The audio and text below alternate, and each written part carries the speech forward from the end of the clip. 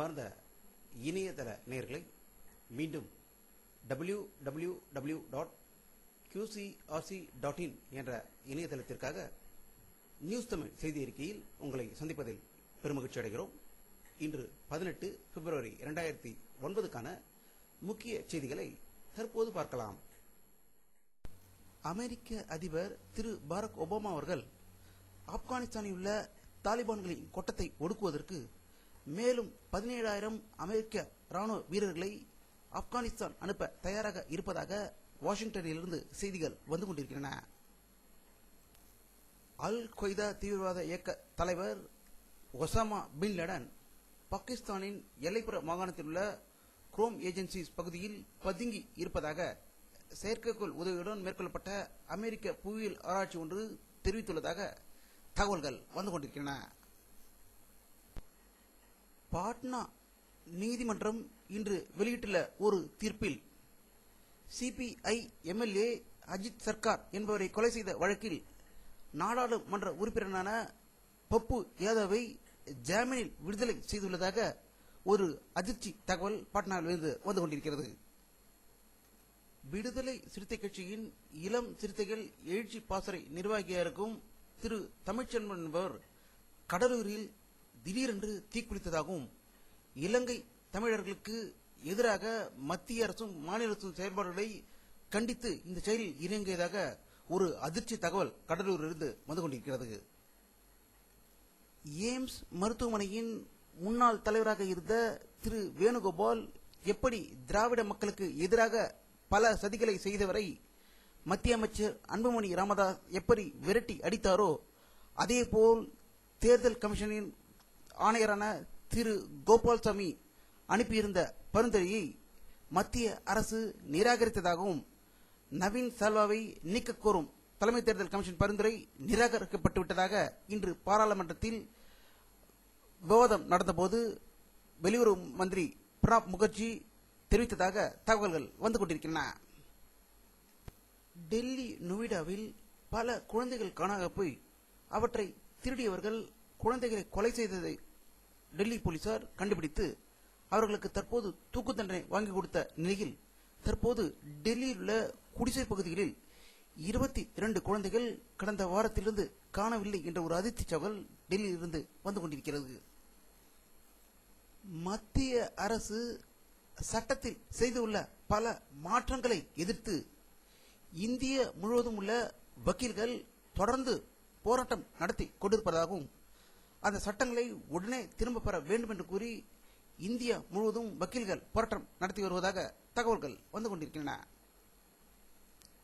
தமிழ் ஈழத்தில் இனப்படுகொலையை உடனடியாக தடுத்து நிறுத்த கோரி இலங்கை தமிழர் பாதுகாப்பு இயக்கத்தின் சார்பில் தமிழ்நாடு தழுவிய மனித சங்கிலி அறப்போராட்டம் செவ்வாய்க்கிழமை நடைபெற்றது. மொத்தம் 2000 கிலோமீட்டர் நீளத்துக்கு நடைபெற்ற இந்த மனித சங்கிலியில் 30 லட்சத்துக்கும் அதிகமானோர் கலந்து கொண்டதாகவும் இதுவே ஒரு உலக சாதனை என்று செய்தியாளர்கள் செய்தி தெரிவித்திருப்பதாக தகவல்கள் வந்து கொண்டிருக்கின்றன. தமிழக அரசியல்வாதிகளுக்கு அல்வா கொடுத்த சோனியாவின் கதை இன்று வெட்ட வெளிச்சமாகியிருக்கிறது. நேற்று சோனியாவை பாமக தலைவர் திரு ராமதாஸ், திராவிட முன்னேற்ற கழக தலைவர்கள் திரு துரைமுருகன், கனிமொழி, தயாநிதி மாறன் ஆகியோர் சந்தித்து இலங்கை தமிழர் பிரச்சினைக்கு தீர்வு காணப்பட வேண்டும் என்று கூறினார்கள்.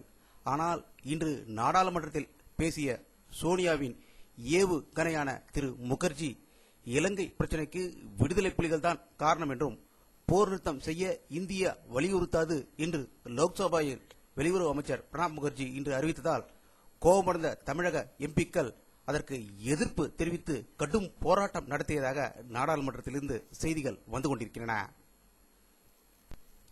ஆப்கானிஸ்தானிலிருந்து ஆடு மாடு மேய்த்துக் கொண்டு வந்து இங்கு பத்திரிகை நடத்தி கொண்டிருக்கும் ஆரிய பார்ப்பனிய குடிதாங்கி பத்திரிகை தியாகி சீமானை பற்றி பரபரப்பான செய்தி வெளியிட்டதால் தமிழமே சீமானை பற்றி பேசிக் கொண்டிருப்பதாகவும் நேற்று நெல்லையில் பேசிய போது இலங்கைக்கு 2000 கோடி இந்தியா வழங்கியுள்ளது என்றும் அதன் மூலம் பாகிஸ்தானிடம் இலங்கை போர் தளவாடங்கள் வாங்கியுள்ளதாகவும் நான் யாருக்கும் பயப்படவில்லை என்றும் எங்கேயும் தப்பி ஓடவில்லை என்று கூறியதாக செய்திகள் வந்து கொண்டிருக்கின்றன.